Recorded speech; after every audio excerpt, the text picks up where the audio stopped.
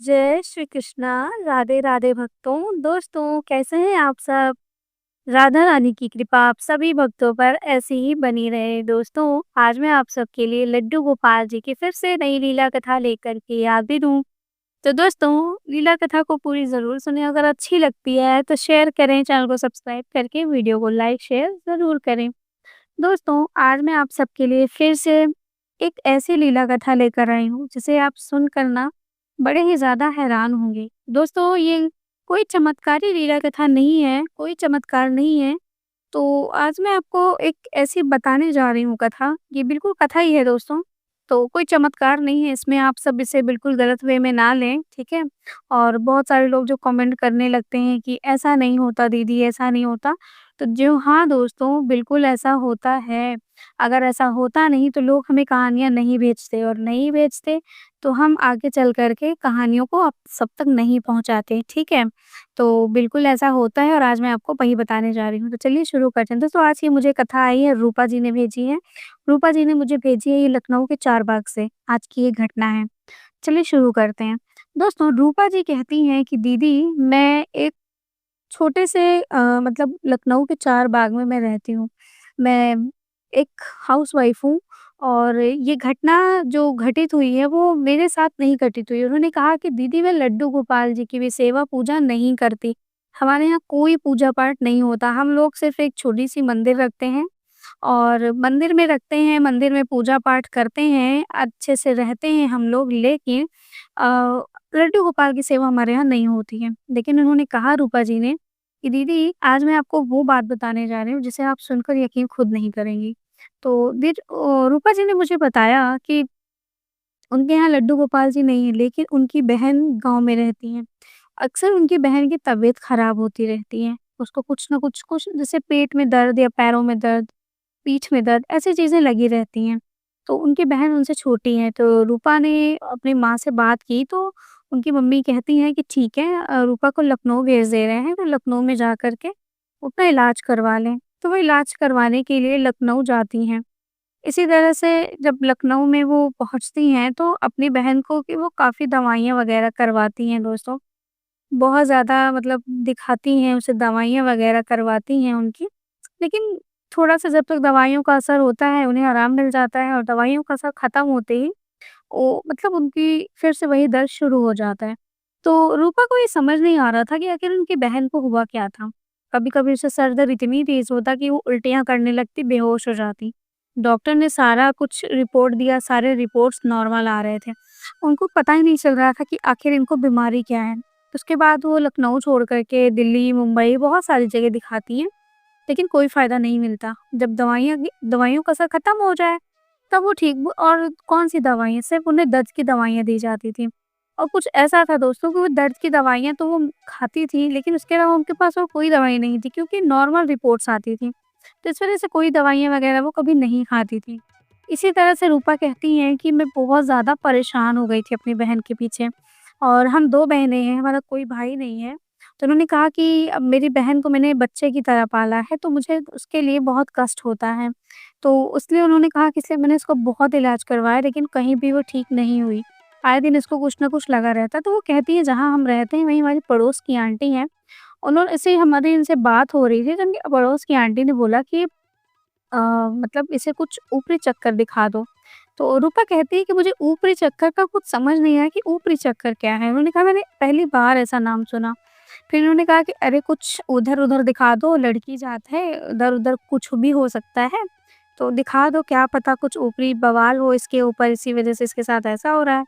ये सुनकर रूपा कहती है कि मैं उस उनसे बहस कर लेती हूँ आंटी से कि आप सब ऐसी सोच वाली हैं और आपको ऐसी बातें कहना शोभा नहीं देती, जो आप इस तरह की बात कर रही हैं। पहली बात तो मेरी बहन को कोई भूत-प्रेत का चक्कर नहीं है।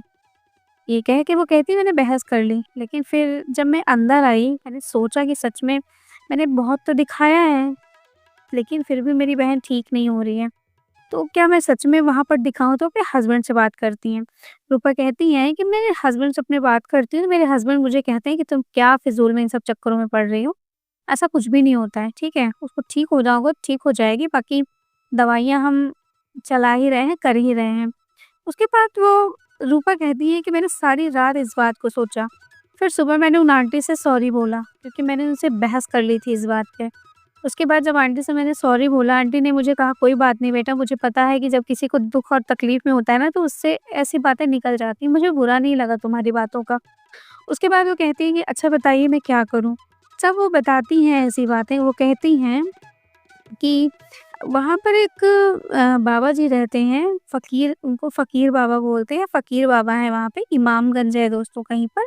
उन्होंने नाम बताया तो उन्होंने बोला कि इमामगंज में फ़कीर बाबा रहते हैं, तो हम लेकर चलेंगे तुम्हें, वहाँ पर चलो, वहाँ पर दिखा देना, तो वो सही हो जाएँगे। तो वो कहती हैं रूपा जी कि इस बात को मैंने सुना और मैंने मतलब मुझे डर लग रहा था कि मैं अपने हस्बैंड से बिना बताए कैसे जाऊँ? लेकिन वो आंटी जो थी वो कह रही थी कि मैं तुम्हें लेकर चलूँगी, चुपचाप दिखाना है।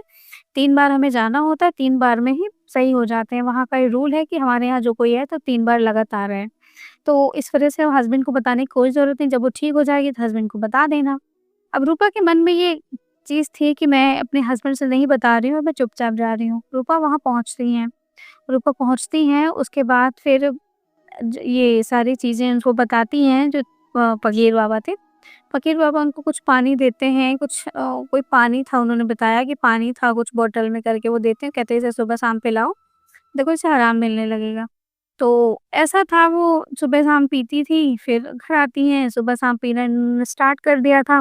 उसके बाद उन्हें जब सुबह-शाम पीते थे तो उनको ठीक लग रहा था, असर होने लगा था, मतलब दर्द नहीं रहता था। तो इस बात को उन्होंने अपनी बहन से बताया कि दीदी हाँ, अब असर हो रहा है, मुझे कोई तकलीफ़ नहीं हो रही है, मैं बहुत मतलब अच्छा महसूस होता है मुझे, कोई दर्द नहीं होता। ये सुन के वो कहती हैं कि चलो ठीक है, कम से कम यहाँ पर फ़ायदा तो हुआ। तो उनके जो हस्बैंड है ना, वो एक दिन सुन लेते हैं ये सारी बातें कि ये किसी बाबा के पास जा भी हैं, और ऐसा तो वो उनके हस्बैंड जो है ना, वो बहुत डाँटते हैं। वो कहते हैं कि मैंने तुम्हें मना किया था ना कि ऐसे ढोंगी बाबाओं के चक्कर में मत पड़ा करो, पता नहीं ये लोग क्या करते हैं, और वो भी मुस्लिम। मुस्लिम लोग को तुम जानती हो ना कैसे होते हैं। पहली बात तो मुसलमानों से मुझे सख्त नफ़रत है। और रही बात इसको ले जाने की, तुम क्यों लेकर गई? तो रूपा कहती है कि इस बात पे हमारी और हमारे हस्बैंड से एक बार बहुत ज़्यादा लड़ाई हो गई इस बात पे।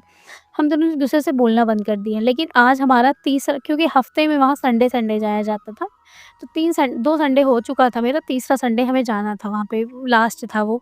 तो इस बार वो कहती है मेरी बहुत ज़्यादा लड़ाई हो गई थी, बहुत ज़्यादा लड़ाई हो गई थी। तो मैंने अपने हस्बैंड से ये बता दिया कि मैं संडे को जा रही हूँ और बस, और मुझे आपसे कोई मतलब नहीं है। आप मुझसे बोलो चाहे ना बोलो।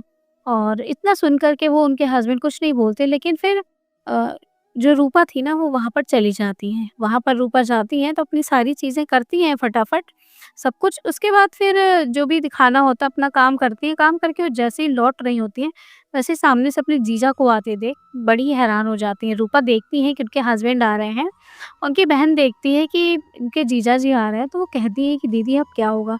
तभी वो कहती हैं कि यहाँ पर वो कुछ ना कुछ करेंगे ज़रूर। तभी वो अंदर जाते हैं, और अंदर जाते हैं और कहते हैं कि ढोंगी बाबा, इतने-इतने पैसे लेकर के तुम हम लोगों को ठग रहे हो, परेशान करके रख दिया है तुमने। जब से तुमने ऐसी-ऐसी बातें की हैं ना, हमारे घर में यही सब हो रहा है, लड़ाइयाँ हो रही हैं तुम्हारी वजह से।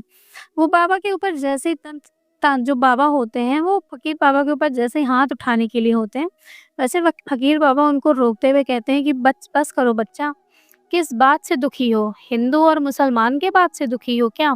इतना कह देते हैं तो वो उनका हाथ रुक जाता है। वो कहते हैं कि मैं तुम्हारे बारे में अभी सारी बातें बता कर रख दूँगा। इतना कहते वो कहते हैं कि क्या बता दोगे? तुम सब एक ढोंगी हो, ढोंगी, ये पहन करके ना ढोंग करते हो और कुछ नहीं।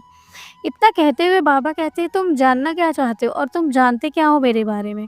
इतना कहते ही बाबा, तभी उनके जो हस्बैंड थे ना और रूपा, दोनों की नज़र पड़ती है लड्डू गोपाल जी पर, जो उन्होंने एक रेड कलर के कपड़े से ढका हुआ था।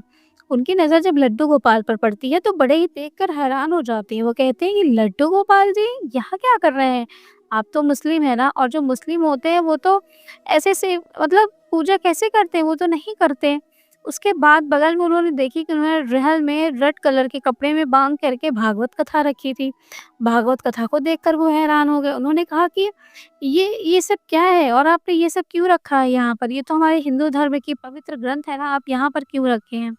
उन्होंने कहा कि तुम्हारे हिंदू धर्म की पवित्र ग्रंथ है, तभी तो मैं इज़्ज़त कर रहा हूँ, और तुम मुझे यहाँ पर आकर क्या बार-बार कहे जा रहे हो? क्या कह रहे हो मुझे? कह रहे हो कि मैं कोई यहाँ पर ढोंगी हूँ, मैं यहाँ ढोंग कर रहा हूँ? मैं कोई ढोंग नहीं कर रहा हूँ। मैं अगर उस बच्ची को ठीक कर रहा हूँ, तो मैं कोई ढोंग नहीं कर रहा हूँ। और रही बात पैसों की, पूछ लो तुम अपनी वाइफ़ से कि उसने मुझे कितने पैसे दिए। मैंने उससे प्रसाद तक के पैसे नहीं लिए। मेरा काम यहाँ पर लोगों को लूटना नहीं है, मैं सिर्फ़ लोगों की जान बचाता हूँ। जो हुनर मेरे पास मेरे पिताजी ने मुझे मेरे जो पिताजी थे वो मुझे दे कर के गए हैं, वही उसी का मैं खुद से पालन कर रहा हूँ बस, और बाकी मैं कुछ भी नहीं कर रहा हूँ। ये सब सुन कर के जो उनके हस्बैंड थे रूपा जी के, उनका सर नीचे हो जाता है और बड़ी हैरान वो सब इस बात पर थे कि उनके पास भागवत गीता और लड्डू गोपाल जी क्या कर रहे थे। तभी उन्होंने हाथ जोड़कर कहा कि फ़कीर बाबा माफ़ कर दीजिए, गलती हो गई, हमें ऐसा नहीं करना चाहिए था। तभी फ़कीर बाबा ने कहा कि देखो बच्चा, हम भले मुस्लिम हैं, लेकिन हमारे पास लड्डू गोपाल हैं, देखो हम लड्डू गोपाल की सेवा करते हैं। देखो मेरे पास लड्डू गोपाल जी हैं ना, हम भागवत गीता भी पढ़ते हैं, हम सब कुछ करते हैं। कोई ज़रूरी नहीं है कि हम सिर्फ़ कुरान शरीफ पढ़ते हैं। कुरान शरीफ हो, गीता जी हो या बाइबल हो या बाकी के ग्रंथ हों, सब में वही बातें लिखी होती हैं, कोई अलग नहीं होता है। लेकिन हम और आप अलग समझ लेते हैं। उन्होंने कहा कि तुम्हारी बहन को बहुत कुछ नहीं हुआ है, तुम्हारी बहन थोड़ा-सा डर जाती है चीज़ों को लेकर के, और तुम तो जानते ही हो ना कि आजकल जो हम सोचते हैं हमारे ऊपर वही हावी हो जाता है। नकारात्मकता इसके अंदर बहुत ज़्यादा है। बस वही मैं थोड़ा-सा बाहर उसको पूजा थोड़ा-सा समझा रहा था कि पूजा-पाठ कैसे करना है, बाकी अपनी पत्नी से पूछ लो, मैंने कभी तुम उसको हाथ तक लगाया? मैंने कभी कुछ किया ही नहीं उसे।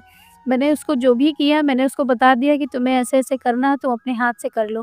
मैंने कभी कोई गलत काम नहीं किया और तुम आकर मुझे यहाँ मारने के लिए आए थे। इतना कहते ही उनके जो हस्बैंड होते हैं वो बिल्कुल सर नीचे कर लेते हैं। वो कहते हैं कि माफ़ करना बाबा जी, मुझे ये सब बारे में नहीं पता था, मुझसे गलती हो गई। उन्होंने कहा गलती तो सबसे हो जाती है बेटा, लेकिन ऐसी गलतियाँ तुम्हें नहीं करनी चाहिए। इतना कहते ही वो बहुत ज़्यादा मतलब दुखी हो जाते हैं बाबा जी। वो कहते हैं कि बताओ, फ़कीर बाबा कहते हैं कि मेरी क्या गलती है जो मुझे लोग इस तरह करते हैं? यही कि मैं लड्डू गोपाल जी की सेवा करता हूँ, क्योंकि मुझे लड्डू गोपाल जी बड़े ही प्रिय हैं। वो कहते हैं कि जब मुझे मेरे पिताजी ने जब ये सब जो मैं कर रहा हूँ, जब उन्होंने मुझे इसका मुझे पूरा ज्ञान दिया था, उसके बाद ही मैंने लड्डू गोपाल जी को भी रखा। लड्डू गोपाल जी को रखने से ना मेरे मन में बहुत शांति मिलती है, और भगवत गीता रही, भगवत गीता को मैं हर रोज़ पढ़ता हूँ। मेरे पास जमजम का पानी है, तो मेरे पास गंगा जल भी है और उन दोनों में कोई फ़र्क नहीं है, दोनों ही पवित्र नदियों का जल होता है। तो तुम इस तरह से बर्ताव क्यों कर रहे हो? ये सब सुन कर के उन सब के चेहरे नीचे हो गए। उन्हें बड़ा दुखी हुआ कि शायद उन्होंने गलती सच में पहली बार ज़िंदगी में कुछ ऐसी कर दी थी, जो उन्हें नहीं करनी चाहिए थी। तभी उन्होंने कहा कि तुम्हारे बहन है, कुछ दिन में वो सही हो जाएगी। उसे कोई भूत-प्रेत, तंत्र, बाधा ये सब होता है। लेकिन तुम्हारी जो साली जी हैं, उनके ऊपर ऐसा कुछ भी नहीं है। बस हाँ, थोड़ा-सा इनको देख-रेख की ज़रूरत है। ये किसी के घर की चीज़ें ना खाया करें। किसी के घर की चीज़ें खाती हैं तभी इनकी तबीयत खराब हो जाती है। बाकी और कुछ भी नहीं है, ये ठीक हो जाएँगी। इतना कह कर के वो जो हस्बैंड होते हैं रूपा जी के, वो बाबा जी के पैरों को पकड़ कर रोने लगते हैं। वो कहते हैं, "बाबा जी मुझे माफ़ कर दीजिए। मुझे मुझसे गलती हो गई जो मैंने इस तरह से आपसे बात की।" उसके बाद उन्होंने कहा, "बेटा मैंने माफ़ कर दिया, तुम जाओ। तुम्हारी ये लास्ट बार आना था, ये बिल्कुल ठीक हो जाएगी। अब ये बिल्कुल ठीक हो जाएगी और कुछ ही समय में देखना इसकी शादी बहुत ही अच्छे घर में होगी।"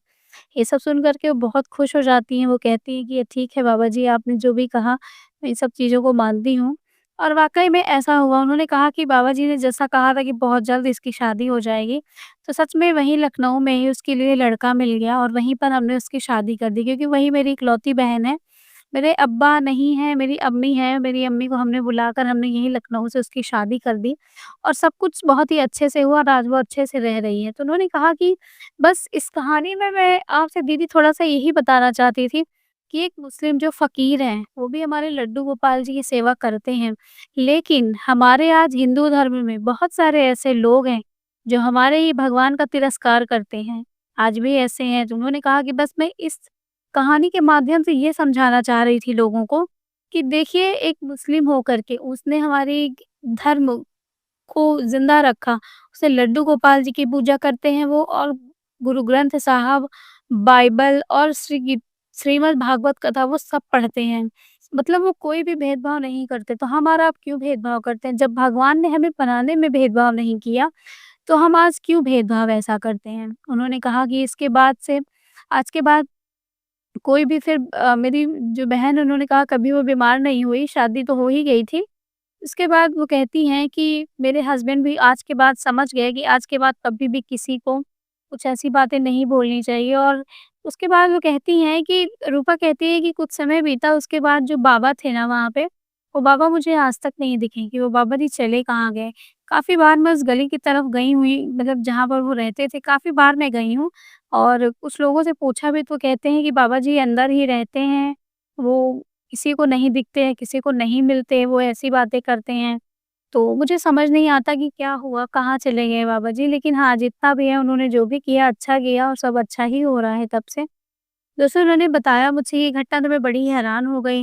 लेकिन दोस्तों काफ़ी अच्छी घटना थी, जो आप सबको कैसी लगी मुझे ज़रूर बताइएगा। चलिए मिलूँगी फिर से एक नई लीला कथा के साथ, तब तक के लिए राधे राधे, जय श्री कृष्णा।